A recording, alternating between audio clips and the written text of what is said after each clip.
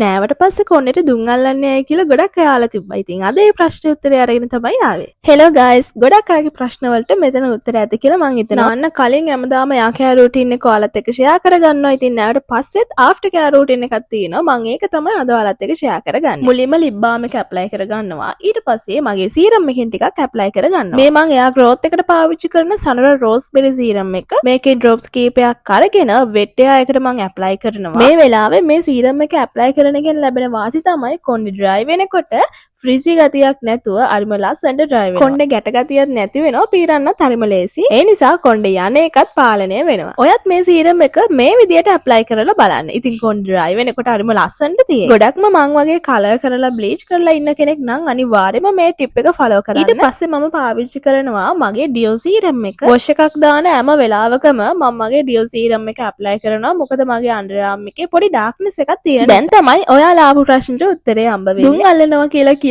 මම මෙන්න මේ සාම්බ්‍රාණි එක තමයි පාවිච්චි කරන්නේ. ඔයාට මේ පැකට් එක ගන්න පුළුවන් ඕනම සිංහල බඩු කඩේකින්. මේ බොක්ස් එකම වෙන්නේ රුපියල් 200යි. මේකේ තියෙනවා කෑලි 20ක්. මේ විදියම නෙමෙයි එක එක ඇඩතල වලට මේ සාම්බ්‍රාණි කැට ගන්න. මංගාව දැනට තියෙන්නේ මෙන්න මේ වගේ පොඩි කූරක්. ඉතින් ඒක පත්තු කරාට පස්සේ අදුන් කූරක් වගේ මෙන්න මේ විදියට දැල් වෙන්න පටන් ගන්නවා. මේ සාම්බ්‍රාණි කැට මාරම සුවදයි ළමයි මුළු ගෙදරම. ඊට පස්සේ මේ විදියට කොණ්ඩේට දුම් ඇල්ලුවට පස්සේ කොණ්ඩේ හරිම සුවදයි. ඒ විතරක් නෙමෙයි මට නම් හිතෙන්නේ මේක ඇල්ලුවට පස්සේ කොණ්ඩේ ෆ්‍රිසිනස් එකක් නැති. ගෙවල් සුවදට තියාගන්නත් මේක පාවිච්චි කරන්න පුළුවන්. අදට වීඩියෝ එක ඉවරයි. අපි ඊළඟ වීඩියෝ එකෙන් හම්බෙමු.